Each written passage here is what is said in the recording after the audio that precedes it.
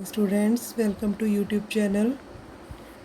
हाँ जी, जो अज का अपना टॉपिक है solution of central problem in different economies ਦੇ ਵਿੱਚ सेंटर प्रॉब्लम का की सोल्यूशन होगा। देखो अपने को तीन टाइप दी इकोनॉमीज़ ने, मार्केट इकोनॉमी है, ठीक है, सेंट्रल प्लानड इकोनॉमी है तो मिक्सड इकोनॉमी है। फस्ट है अपने को मार्केट इकोनॉमी ਦੇ ਵਿੱਚ जो आप इसका सोल्यूशन किस टाइप ਦੇ ਨਾਲ ਕਰਾਂਗੇ, ਕਹਿੰਦੇ ਮਾਰਕੀਟ ਇਕਨੋਮੀਜ਼ ਦੀ फ्री इकोनॉमी, मतलब ये गौरमेंट का कोई रोल नहीं होंदा।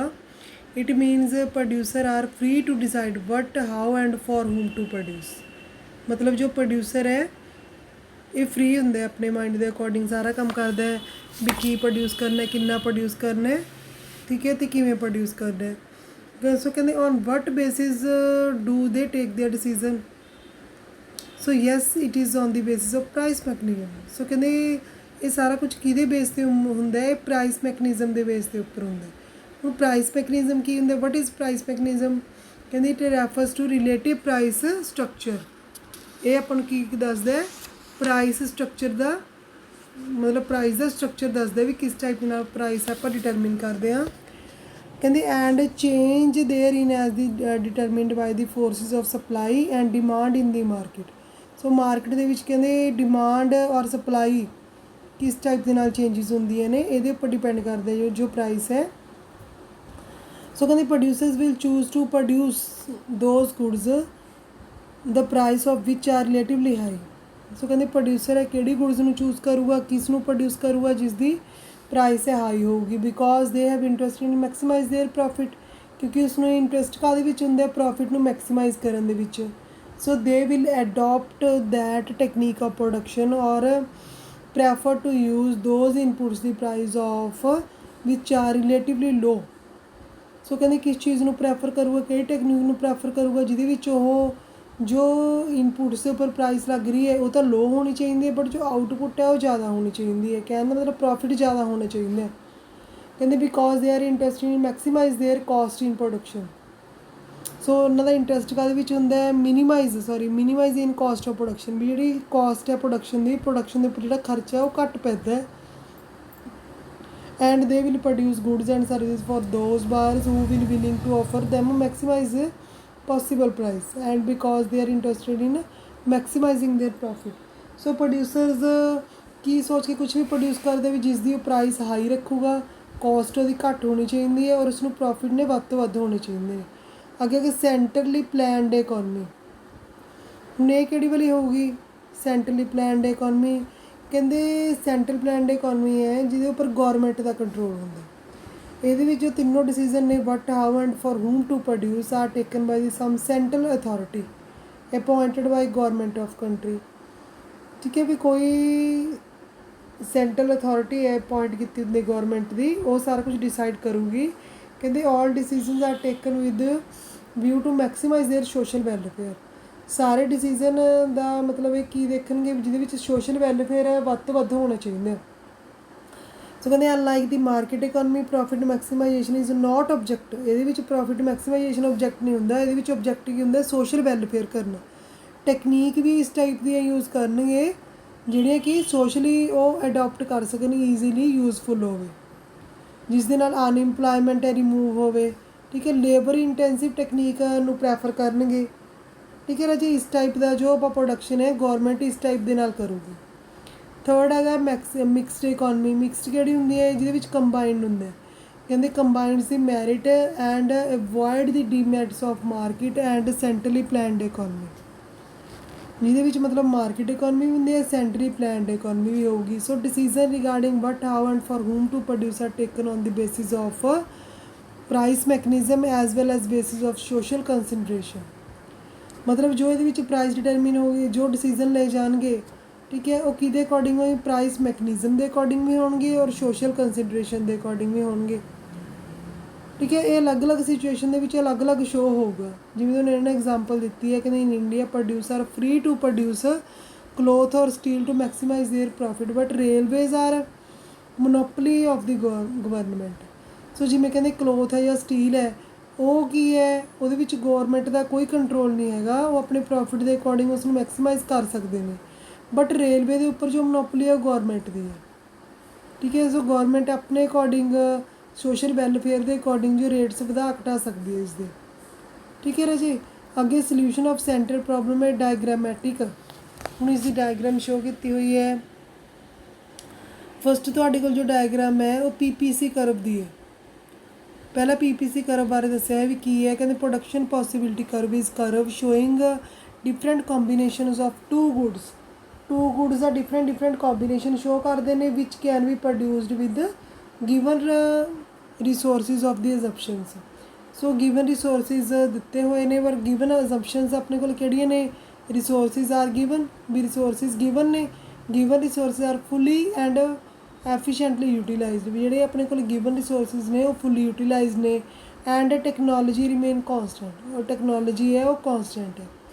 ਦੇਖੋ ਫਸਟ ਆਪਣੇ ਕੋਲ ਆ ਗਿਆ what to produce and how much to produce ਵੀ ਕਿੰਨਾ ਪ੍ਰੋਡਿਊਸ ਕਰਨਾ ਅਤੇ ਕਿਵੇਂ ਕਰਨਾ ਹੈ, ਕੀ ਪ੍ਰੋਡਿਊਸ ਕਰਨਾ ਅਤੇ ਕਿਵੇਂ ਪ੍ਰੋਡਿਊਸ ਕਰਨਾ, ਕਿੰਨਾ ਪ੍ਰੋਡਿਊਸ ਕਰਨਾ ਹੈ।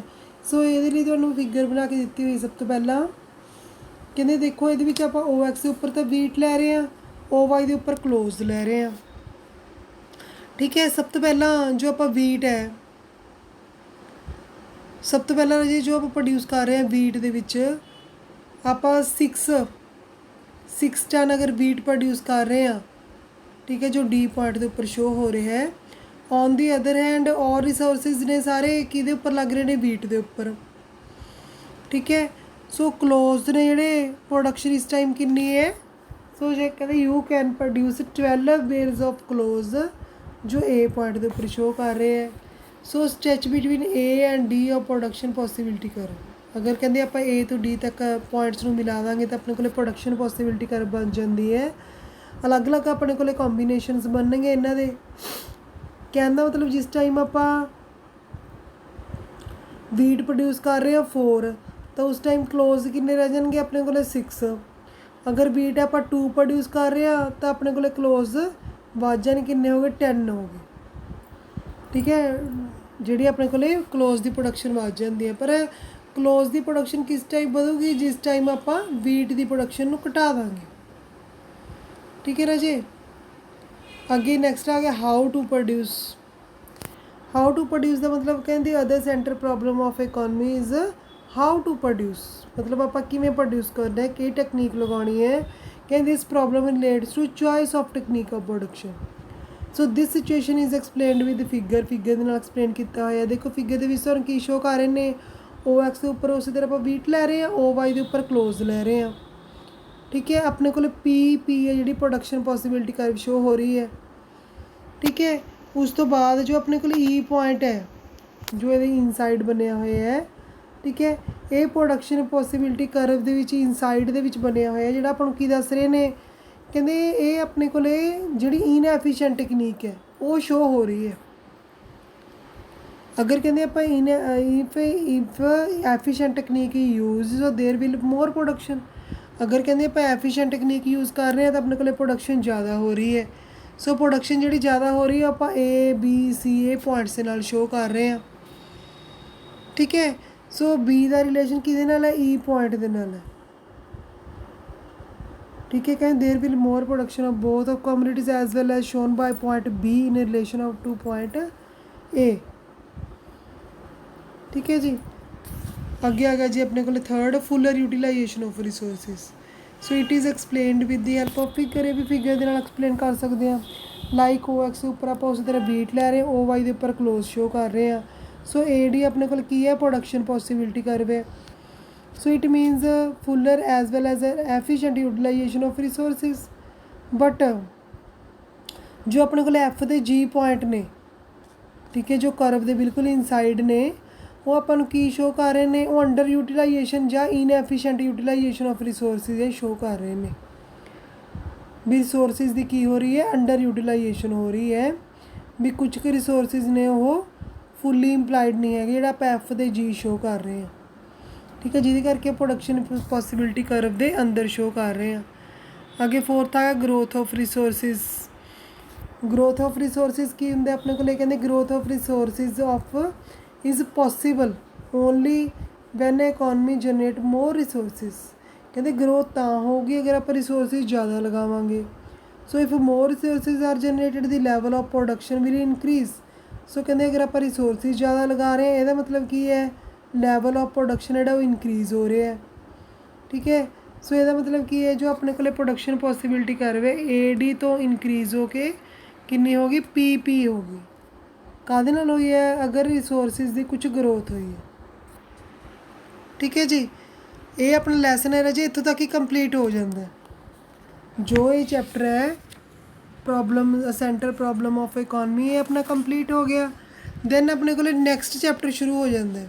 ਚੈਪਟਰ ਕਿਹੜਾ, ਕੰਜ਼ਿਊਮਰ ਇਕੁਇਲਿਬ੍ਰੀਅਮ। ਇਹਦੇ ਲਈ ਫਸਟ ਟੌਪਿਕ ਹੈ ਹੂ ਇਜ਼ ਕੰਜ਼ਿਊਮਰ। ਕੰਜ਼ਿਊਮਰ ਕੌਣ ਹੈ, ਕਹਿੰਦੇ ਕੰਜ਼ਿਊਮਰ ਕਿਹੜਾ, ਜਿਹੜਾ ਗੁਡਸ ਅਤੇ ਸਰਵਿਸਿਜ਼ ਨੂੰ ਯੂਜ਼ ਕਰ ਰਿਹਾ ਆਪਣੀ ਸੈਟਿਸਫੈਕਸ਼ਨ ਨੂੰ ਵਧਾਉਣ ਦੇ ਲਈ, ਆਪਣੀ ਮਤਲਬ ਵਾਂਟਸ ਨੂੰ ਸੈਟਿਸਫਾਈ ਕਰਨ ਦੇ ਲਈ। ਸੋ ਇਹ consumer is an economic agent who uses goods and services for direct satisfaction of his wants. So generally अगर आप इंडिविजुअल तौर पर देखिए, consumer in practice the term of consumer used in for the institution. ਜਾਂ ਤਾਂ ਕਹਿੰਦੇ ਆਪਾਂ ਇੱਕ ਕੰਜ਼ਿਊਮਰ ਲੈ ਸਕਦੇ ਹਾਂ, ਜਾਂ ਆਪਾਂ ਇੰਸਟੀਟਿਊਸ਼ਨ ਵੀ ਲੈ ਸਕਦੇ ਹਾਂ, ਇੰਡੀਵਿਜੂਅਲ ਵੀ ਲੈ ਸਕਦੇ ਹਾਂ, ਔਰ ਗਰੁੱਪ ਆਫ ਇੰਡੀਵਿਜੂਅਲ ਔਰ ਹਾਊਸ ਹੋਲਡ ਵੀ ਲੈ ਸਕਦੇ ਹਾਂ। ਠੀਕ ਹੈ ਜੀ, ਅੱਗੇ ਆਇਆ ਕਨਸੈਪਟ ਆਫ ਯੂਟਿਲਿਟੀ। ਕਹਿੰਦੇ consumption of goods and services leads to satisfaction of human wants. ਕਹਿੰਦੇ ਜੋ ਕੰਜ਼ੰਪਸ਼ਨ ਹੈ ਗੁਡਸ ਅਤੇ ਸਰਵਿਸਿਜ਼ ਦੀ, ਆਪਾਂ ਕਾਹਦੇ ਲਈ ਕਰ ਰਹੇ ਹਾਂ, ਹਿਊਮਨ ਵਾਂਟਸ ਨੂੰ ਸੈਟਿਸਫਾਈ ਕਰਨ ਦੇ ਲਈ। ਸੋ ਕਹਿੰਦੇ you consume a cup of tea, so you get some satisfaction. ਅਗਰ ਕਹਿੰਦੇ ਤੁਸੀਂ ਕੱਪ ਆਫ ਟੀ ਕੰਜ਼ਿਊਮ ਕਰ ਰਹੇ ਹੋ ਤਾਂ ਤੁਸੀਂ ਖੁਦ ਸੈਟਿਸਫੈਕਸ਼ਨ, ਕੁਝ ਸੈਟਿਸਫੈਕਸ਼ਨ ਹੈ ਲੈ ਰਹੇ ਹੋ। ਸੋ ਦਿਸ ਸੈਟਿਸਫੈਕਸ਼ਨ ਇਜ਼ ਕਾਲਡ ਯੂਟਿਲਿਟੀ। ਸੋ ਜਿਹੜੀ ਤੁਹਾਨੂੰ ਸੈਟਿਸਫੈਕਸ਼ਨ ਮਿਲ ਰਹੀ ਹੈ ਤੁਹਾਡੇ ਕੋਲ ਕੀ ਹੈ, ਯੂਟਿਲਿਟੀ ਹੈ। ਲਾਈਕ ਰਹੇ ਤੁਸੀਂ ਯੂਟਿਲਿਟੀ ਦੇ ਲਈ ਇੱਕ ਐਗਜ਼ਾਮਪਲ ਤੁਸੀਂ ਇਹ ਵੀ ਲੈ ਸਕਦੇ ਹੋ। ਸਪੋਜ਼ ਕਰ ਲਓ ਤੁਹਾਨੂੰ ਬਹੁਤ ਜ਼ਿਆਦਾ ਪਿਆਸ ਲੱਗੀ ਹੈ, ਠੀਕ ਹੈ, ਸੋ ਤੁਸੀਂ ਕੀ ਕਰੋਗੇ, ਵਾਟਰ ਦੀ ਭਾਲ ਕਰੋਗੇ। ਠੀਕ ਹੈ, ਸੋ ਕਹਿਣ ਦਾ ਮਤਲਬ ਤੁਹਾਨੂੰ ਪਾਣੀ ਚਾਹੀਦਾ ਹੈ। ਸੋ ਇਹਦਾ ਮਤਲਬ ਕੀ ਹੈ, ਸੋ ਪਾਣੀ ਦੇ ਨਾਲ ਤੁਹਾਡੀ ਕੀ ਹੋ ਗਿਆ, ਪਿਆਸ ਬੁੱਝ ਗਈ, ਮਤਲਬ ਤੁਸੀਂ ਸੈਟਿਸਫਾਈ ਹੋ ਗਏ। ਮਤਲਬ ਪਾਣੀ ਦੀ ਉਹ ਪਾਵਰ ਜਿਹਦੇ ਨਾਲ ਤੁਸੀਂ ਸੈਟਿਸਫਾਈ ਹੋਏ ਹੋ ਉਹਨੂੰ ਤੁਸੀਂ ਕੀ ਕਹੋਗੇ, ਯੂਟਿਲਿਟੀ ਕਹੋਗੇ। ਜਿਹਦੇ ਕਰਕੇ ਤੁਹਾਨੂੰ ਕੀ ਲਿਖਿਆ, it may be defined as want satisfying power of commodity. ਕੀ ਹੈ ਤੁਹਾਡੇ ਕੋਲ, ਇਹ ਵਾਂਟ ਸੈਟਿਸਫਾਈਂਗ ਪਾਵਰ ਹੈ ਜਿਹਨੂੰ ਆਪਾਂ ਯੂਟਿਲਿਟੀ ਬੋਲ ਰਹੇ ਹਾਂ। ਸੋ utility refers to the want satisfying power of commodity, ਇਸ ਦੀ ਡੈਫੀਨੇਸ਼ਨ ਹੋ ਸਕਦੀ ਹੈ। ਅੱਗੇ ਮੇਜ਼ਰਮੈਂਟ ਹੈ ਜੀ ਯੂਟਿਲਿਟੀ ਦੀ, ਆਪਾਂ ਕਾਰਡੀਨਲ ਅਤੇ ਆਰਡੀਨਲ ਨੰਬਰਸ ਦੇ ਵਿੱਚ ਆਪਾਂ ਇਸ ਦੀ ਮੇਜ਼ਰਮੈਂਟ ਕਰ ਸਕਦੇ ਹਾਂ। ਕਾਰਡੀਨਲ ਨੰਬਰ ਆਪਣੇ ਕੋਲ ਕਿਹੜੇ ਹੋਣਗੇ, ਹੁਣ ਕਹਿੰਦੇ we can measure satisfaction in term of cardinal numbers like 1 2 3 4। ਜਦੋਂ ਆਪਾਂ ਨੰਬਰਸ ਦੇ ਵਿੱਚ ਮਾਪ ਰਹੇ ਹਾਂ ਤਾਂ ਆਪਣੇ ਕੋਲ ਕਾਰਡੀਨਲ ਹੋਊਗਾ, ਇਹ ਕਾਰਡੀਨਲ ਮੇਜ਼ਰਮੈਂਟ ਹੋਊਗੀ।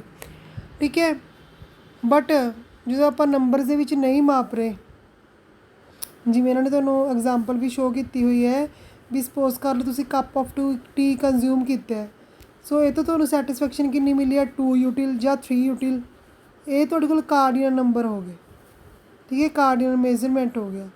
But on the other hand ਕਹਿੰਦੇ believes that satisfaction can only ranked as high or low. ਕਹਿੰਦੇ ਕੀ ਹੈ, ਤੁਸੀਂ ਆਪਣੀ ਸੈਟਿਸਫੈਕਸ਼ਨ ਨੂੰ ਰੈਂਕ ਦੇ ਵਿੱਚ ਵੀ ਮਾਪ ਸਕਦੇ ਹੋ, ਜਿਵੇਂ ਹਾਈ ਹੈ ਜਾਂ ਲੋ ਹੈ। So it can be expressed in term of numerical units.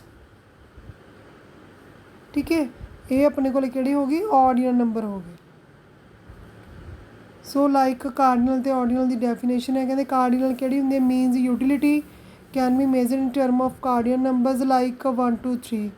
Ordinal measurement ਕਿਹੜੀ ਹੋਊਗੀ, ਕਹਿੰਦੇ utility can be ranked only, ਜਿਵੇਂ ਲੋ ਹੈ ਜਾਂ ਹਾਈ ਹੈ। It can be expressed in term of 1 2 3 units like 1 2 3। ਠੀਕ ਹੈ ਜੀ, ਬਟ ਤੁਹਾਨੂੰ ਇਕੱਲਾ ਕੀ ਹੈ, ਕਾਰਡੀਨਲ ਨੰਬਰ ਸ਼ੋਅ ਕੀਤਾ ਹੋਇਆ, ਆਰਡੀਨਲ ਤੁਹਾਡੀ ਬੁੱਕ ਦੇ ਵਿੱਚ ਨਹੀਂ ਹੈ। ਇਸ ਤੋਂ ਅਗਲਾ ਟੌਪਿਕ ਹੈ total and margin utility. Total utility ਆਪਣੇ ਕੋਲ ਕੀ ਹੋਊ, ਕਹਿੰਦੇ sum total of utility derived from consumption of different units of commodities called total utility. ਕਹਿੰਦੇ ਆਪਣੇ ਕੋਲ ਟੋਟਲ ਯੂਟਿਲਿਟੀ ਕੀ ਹੈ, ਜੋ ਕੰਜ਼ੰਪਸ਼ਨ ਦੇ ਵਿੱਚੋਂ ਕਹਿੰਦੇ ਆਪਾਂ ਨੂੰ ਟੋਟਲ ਯੂਟਿਲਿਟੀ ਮਿਲ ਰਹੀ ਹੈ। ਠੀਕ ਹੈ, ਮਤਲਬ ਜੋ ਆਪਾਂ ਸਾਰੀ ਯੂਟਿਲਿਟੀ ਆਪਾਂ ਨੂੰ ਮਿਲ ਰਹੀ ਹੈ, ਅਗਰ ਆਪਾਂ ਉਸਦਾ ਟੋਟਲ ਕਰ ਦਾਂਗੇ ਤਾਂ ਆਪਣੇ ਕੋਲ ਕੀ ਨਿਕਲੇ ਹੋਊਗੀ, ਟੋਟਲ ਯੂਟਿਲਿਟੀ। ਕਹਿੰਦੇ ਸਪੋਜ਼ ਕਰ ਲਓ ਯੂ ਐਟ 2 ਰਸਗੁੱਲਾ, ਅਗਰ ਕਹਿੰਦੇ ਤੁਸੀਂ ਇੱਕੋ ਟਾਈਮ ਦੇ ਵਿੱਚ 2 ਰਸਗੁੱਲਾ ਕੰਜ਼ਿਊਮ ਕੀਤੇ ਨੇ ਤਾਂ ਫਸਟ ਰਸਗੁੱਲੇ 'ਤੇ ਤੁਹਾਨੂੰ 10 ਯੂਟਿਲ ਮਿਲ ਰਹੀ ਹੈ ਸੈਟਿਸਫੈਕਸ਼ਨ, ਸੈਕਿੰਡ ਰਸਗੁੱਲੇ 'ਤੇ ਤੁਹਾਨੂੰ 9 ਯੂਟਿਲ ਮਿਲ ਰਹੀ ਹੈ। ਸੋ ਦੋਨਾਂ ਦਾ ਪਲੱਸ ਕਰ ਦਿਓ 10 + 9 ਤਾਂ 19 ਯੂਟਿਲ ਜਿਹੜੀ ਆਪਣੇ ਕੋਲ ਟੋਟਲ ਯੂਟਿਲਿਟੀ ਨਿਕਲ ਆਉਂਦੀ ਹੈ।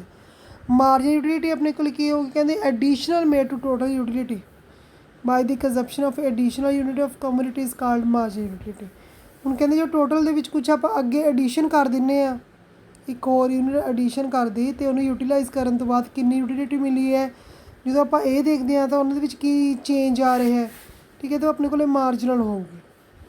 ਸੋ ਸਪੋਜ਼ ਕਰ ਲਓ ਕਹਿੰਦੇ ਤੁਸੀਂ ਫਸਟ ਸਲਾਈਸ ਆਫ ਬ੍ਰੈਡ ਦੇ ਉੱਪਰੋਂ ਜੋ ਸੈਟਿਸਫੈਕਸ਼ਨ ਮਿਲੀ ਹੈ ਉਹ 15 ਯੂਟਿਲ ਸ਼ੋਅ ਕਰ ਰਹੇ ਹੋ, ਠੀਕ ਹੈ। ਸੈਕਿੰਡ ਬ੍ਰੈਡ ਆਫ ਸਲਾਈਸ ਤੋਂ ਤੁਹਾਨੂੰ ਕਿੰਨੀ ਮਿਲ ਰਹੀ ਹੈ 25, ਮਤਲਬ 2 ਤੋਂ, ਠੀਕ ਹੈ, 2 ਤੋਂ ਕਹਿ ਰਹੇ ਨੇ, ਸੈਕਿੰਡ ਤੋਂ ਨਹੀਂ ਕਹਿ ਰਹੇ। ਸੈਕਿੰਡ ਸਲਾਈਸ ਦਾ ਮਤਲਬ ਟੋਟਲ ਯੂਟਿਲਿਟੀ ਦੱਸ ਰਹੇ ਨੇ। ਸੋ ਆਪਾਂ ਅਗਰ ਮਾਰਜਨਲ ਕੱਢਣੀ ਹੋਵੇ ਤਾਂ 25 - 15 ਕਰਾਂਗੇ ਅਤੇ ਜੋ ਆਪਣੇ ਕੋਲ 10 ਯੂਟਿਲ ਨਿਕਲੇ ਹੋਊਗੇ ਆਪਣੇ ਕੋਲ ਮਾਰਜਨ ਹੈ।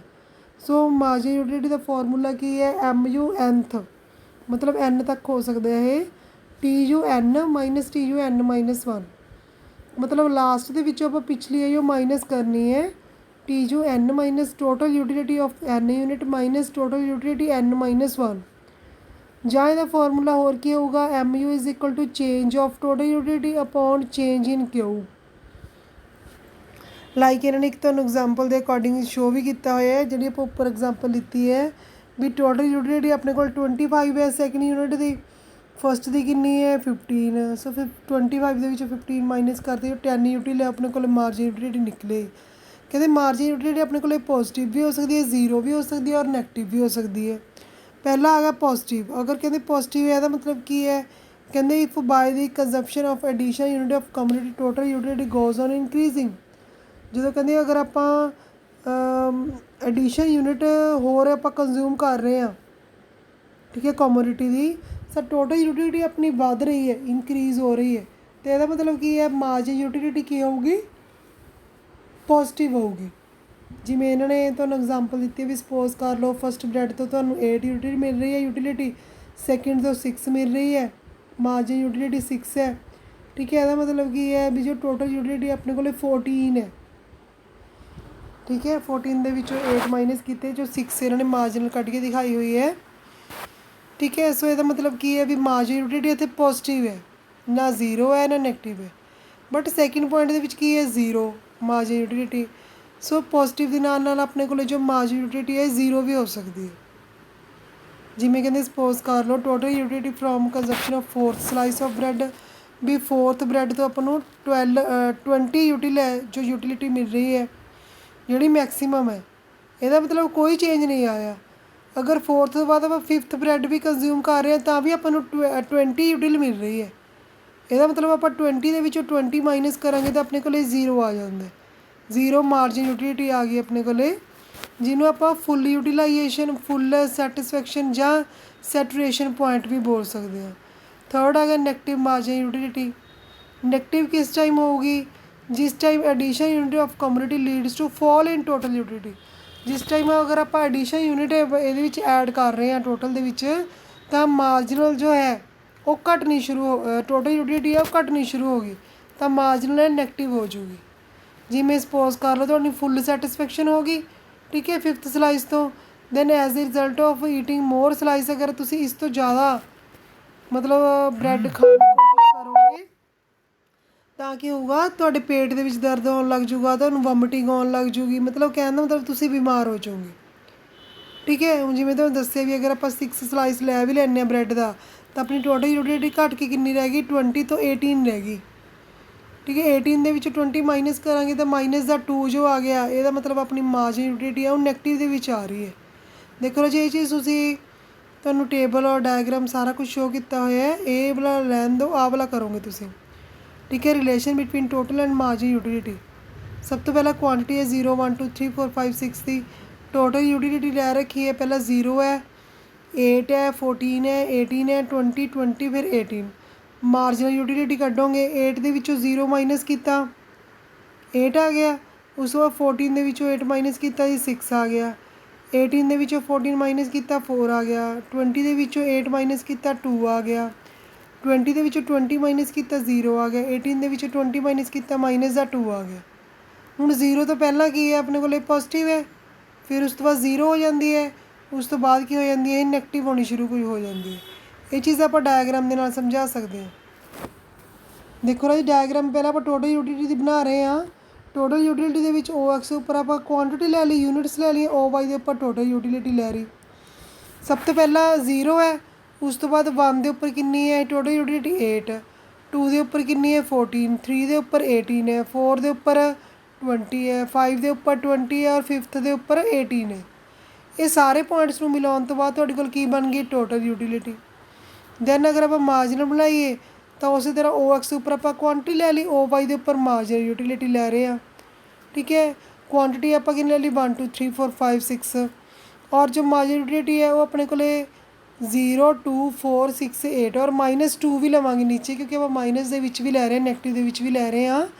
ਸੋ ਜਿਸ ਟਾਈਮ ਆਪਣੇ ਕੋਲੇ ਮਾਰਜਨ ਯੂਟਿਲਿਟੀ 0 ਹੈ ਪਹਿਲਾਂ, ਉਸ ਤੋਂ ਬਾਅਦ 1 ਦੇ ਉੱਪਰ ਕਿੰਨੀ ਹੋ ਜਾਂਦੀ ਹੈ 8, 2 ਦੇ ਉੱਪਰ ਕਿੰਨੀ ਹੈ 6, 3 ਦੇ ਉੱਪਰ 4 ਹੈ, 4 ਦੇ ਉੱਪਰ 2 ਹੈ, 5 ਦੇ ਉੱਪਰ 0 ਹੈ, 6 ਦੇ ਉੱਪਰ -2 ਹੈ। ਸਾਰੇ ਪੁਆਇੰਟਸ ਨੂੰ ਮਿਲਾ ਦੋਗੇ ਤਾਂ ਤੁਹਾਡੇ ਕੋਲ ਮਾਰਜਨ ਯੂਟਿਲਿਟੀ ਕਰਵ ਬਣ ਜੂਗੀ। ਦੇਖੋ ਜੀ ਆਪਣੇ ਕੋਲ 5th ਪੁਆਇੰਟ ਦੇ ਉੱਪਰ ਜੋ ਰਜੇ ਆਪਣੇ ਕੋਲੇ 5th ਪੁਆਇੰਟ ਦੇ ਉੱਪਰ ਦੇਖੋ 5th ਪੁਆਇੰਟ ਦੇ ਉੱਪਰ ਆਪਣੇ ਕੋਲੇ 5th ਪੁਆਇੰਟ ਦੇ ਉੱਪਰ ਅਜੇ ਜੋ ਆਪਣੇ ਕੋਲੇ ਸ਼ੋ ਕਰ ਰਹੇ ਹਾਂ ਆਪਾਂ, ਆਪਣੇ ਕੋਲ ਟੋਟਲ ਯੂਟਿਲਿਟੀ ਹੈ ਇਹ ਮੈਕਸਿਮਮ ਹੈ। ਠੀਕ ਹੈ, ਜੋ ਆਪਣੇ ਕੋਲ ਰਾਜੇ 5th ਪੁਆਇੰਟ ਹੈ, ਆਹ ਵਾਲਾ ਪੁਆਇੰਟ ਹੈ ਰਾਜੇ ਤੁਹਾਡੇ ਕੋਲ 5th, ਇਹਦੇ ਵਿੱਚ ਜੋ ਆਪਣੇ ਕੋਲ ਟੋਟਲ ਯੂਟਿਲਿਟੀ ਹੈ ਉਹ ਆਪਣੇ ਕੋਲ ਕੀ ਹੈ, ਮੈਕਸਿਮਮ ਸ਼ੋ ਹੋ ਰਹੀ ਹੈ। ਠੀਕ ਹੈ, ਬਟ ਜੋ ਆਪਣੇ ਕੋਲ ਮਾਰਜਨ ਯੂਟਿਲਿਟੀ ਹੈ ਇੱਥੇ ਉਹ ਕੀ ਹੈ, 0 ਹੈ। ਇਸ ਤੋਂ ਬਾਅਦ ਕੀ ਹੋ ਜਾਂਦੀ ਹੈ ਆਪਣੇ ਕੋਲ ਨੈਗੇਟਿਵ ਹੋ ਜਾਂਦੀ ਹੈ। ਸੋ ਇਹ ਜੋ ਜਿੱਥੇ ਆਪਣੇ ਕੋਲ ਮਾਰਜਨ ਯੂਟਿਲਿਟੀ 0 ਹੈ ਉਹ ਆਪਣੇ ਕੋਲ ਕੀ ਹੈ, ਪੁਆਇੰਟ ਆਫ ਸੈਚੂਰੇਸ਼ਨ ਹੈ, ਪੂਰਨ ਸੰਤੁਸ਼ਟੀ ਦਾ ਪੁਆਇੰਟ ਹੈ। ਕਿਉਂ, ਕਿਉਂਕਿ ਇੱਥੇ ਆਪਣੇ ਕੋਲ ਟੋਟਲ ਯੂਟਿਲਿਟੀ ਜਿਹੜੀ ਉਹ ਮੈਕਸਿਮਮ ਹੈ। ਠੀਕ ਹੈ ਰਾਜੇ, ਦੇਖੋ ਤੁਸੀਂ ਰਾਜੇ ਇਹ ਚੀਜ਼ ਦੇਖ ਸਕਦੇ ਹੋ ਪ੍ਰੋਪਰਲੀ ਵੀ ਜੋ ਆਪਣੇ ਕੋਲ ਇੱਥੇ ਟੋਟਲ ਯੂਟਿਲਿਟੀ ਹੈ ਜੀ ਪੁਆਇੰਟ ਦੇ ਉੱਪਰ ਇੱਥੇ ਮੈਕਸਿਮਮ ਹੈ। ਇਹਦਾ ਮਤਲਬ ਇੱਥੇ ਆਪਣੇ ਕੋਲ ਜਿਹੜੀ ਐਮ ਯੂ ਹੈ ਉਹ 0 ਹੋਊਗੀ। ਠੀਕ ਹੈ, ਇਸ ਤੋਂ ਬਾਅਦ ਟੋਟਲ ਯੂਟਿਲਿਟੀ ਹੈ ਘਟਣੀ ਸ਼ੁਰੂ ਹੋ ਗਈ। ਦੇਖੋ ਜੀ ਪੁਆਇੰਟ ਤੋਂ ਬਾਅਦ ਇਹ ਘਟਣੀ ਸ਼ੁਰੂ ਹੋ ਰਹੀ ਹੈ, ਇਹ ਟੋਟਲ ਯੂਟਿਲਿਟੀ ਹੈ। ਠੀਕ ਹੈ, ਜਿਹਦੇ ਕਰਕੇ ਤੁਹਾਨੂੰ ਇਹ ਸ਼ੋ ਕਰ ਰਹੇ ਨੇ ਜਿੱਥੇ ਆਪਣੇ ਕੋਲ ਟੋਟਲ ਯੂਟਿਲਿਟੀ ਘਟਣੀ ਸ਼ੁਰੂ ਹੋ ਜਾਂਦੀ ਹੈ ਉੱਥੇ ਆਪਣੇ ਕੋਲ ਮਾਰਜਨ ਯੂਟਿਲਿਟੀ ਹੈ ਉਹ ਨੈਗੇਟਿਵ ਹੋਣ ਲੱਗ ਜਾਂਦੀ ਹੈ। ਠੀਕ ਹੈ ਰਾਜੇ, ਉਸ ਤੋਂ ਬਾਅਦ ਰਿਲੇਸ਼ਨ ਹੈ ਟੀ ਯੂ ਅਤੇ ਐਮ ਯੂ ਦਾ। ਕੀ ਰਿਲੇਸ਼ਨ ਹੈ, total utility is equal to sum of margin utility, ਵੀ ਟੋਟਲ ਯੂਟਿਲਿਟੀ ਹੈ ਮਾਰਜਨ ਯੂਟਿਲਿਟੀ ਦਾ ਸਮ ਹੈ। ਠੀਕ ਹੈ, ਟੋਟਲ ਯੂਟਿਲਿਟੀ ਇਨਕਰੀਜ਼ ਹੈ as long as margin utility is positive. When M U is 0 then total utility is maximum. When M U is negative total utility start diminishing, ਮਤਲਬ ਘਟਣੀ ਸ਼ੁਰੂ ਹੋ ਜਾਂਦੀ ਟੋਟਲ ਯੂਟਿਲਿਟੀ। ਡਿਕਰੀਜ਼ਿੰਗ ਐਮ ਯੂ ਮਤਲਬ T U is increasing at decreasing rate. ਕਹਿੰਦੇ ਅਗਰ ਆਪਣੀ M U ਹੈ ਘਟਣੀ ਸ਼ੁਰੂ ਹੋ ਜਾਂਦੀ ਹੈ ਇਹਦਾ ਮਤਲਬ ਕੀ ਹੈ ਵੀ ਇਹ ਟੋਟਲ ਯੂਟਿਲਿਟੀ ਹੈ ਉਹ ਡਿਕਰੀਜ਼ਿੰਗ ਰੇਟ 'ਤੇ ਵੱਧ ਰਹੀ ਹੈ। ਠੀਕ ਹੈ ਰਾਜੇ, ਇਸ ਦੇ ਨਾਲ ਦੇ ਕੁਝ ਤੁਹਾਨੂੰ ਐਗਜ਼ਾਮਪਲ ਦਿੱਤੀਆਂ ਹੋਈਆਂ ਨੇ ਤੁਹਾਡੀ ਬੁੱਕ ਦੇ ਵਿੱਚ, ਇਹ ਸਾਰੀ ਰੀਡ ਕਰ ਲਿਓ, ਇੱਥੋਂ ਤੱਕ ਰੀਡ ਕਰ ਲਓ ਬੇਟਾ ਚੈਪਟਰ ਇਹ। ਠੀਕ ਹੈ, ਉਸ ਤੋਂ ਬਾਅਦ ਤੁਹਾਨੂੰ ਅੱਗੇ ਅਗਲੇ ਲੈਕਚਰ ਦੇ ਵਿੱਚ ਦੱਸਾਂਗੇ। ਓਕੇ ਬੇਟਾ, ਥੈਂਕ ਯੂ ਜੀ।